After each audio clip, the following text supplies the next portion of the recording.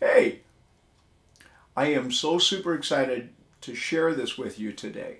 This is a technique that is going to change everything for you.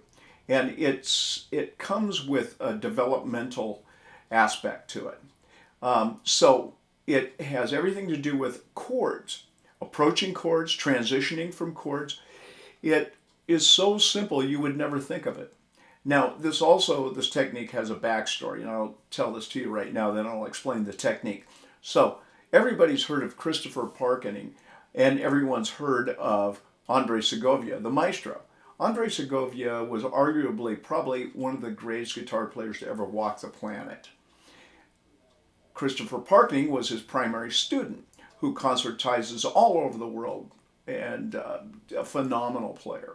Well, I was replacing a guy in a band a good number of years ago who happened to mention that he studied under Parkening, and it just blew me away. I'm like, what? Is there any monicum of wisdom that you could share with me that was imparted to you down from the maestro, Segovia, to Parkening, to this guy, to me? Now I'm passing it on to you. 1 degree of separation, 2 degrees of separation, 3 degrees of separation. So down the line. The technique is known as pulsing chords.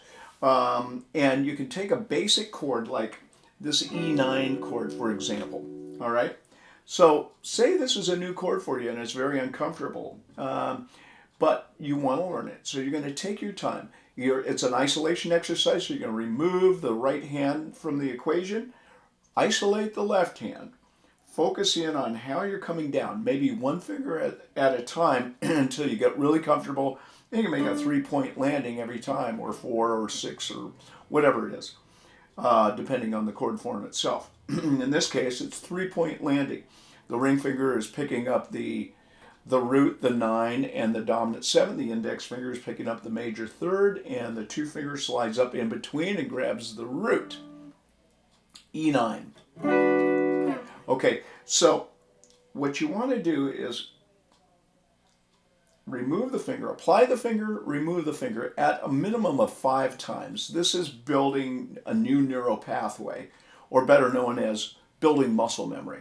Okay, so that's what we're doing here. So you're going to do this with a new chord. Then you're going to introduce something that is more familiar to you, like a barred A major chord. So you play those two together.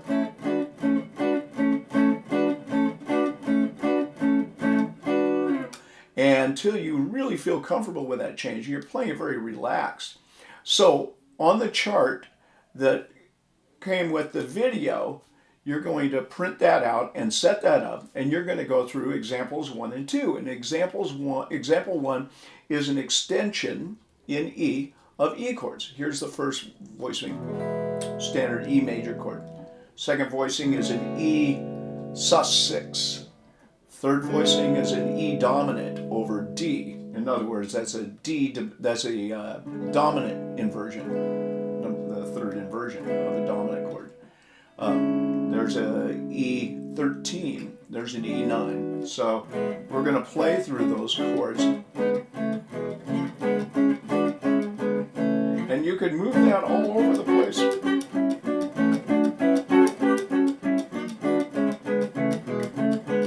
Very relaxed and comfortable.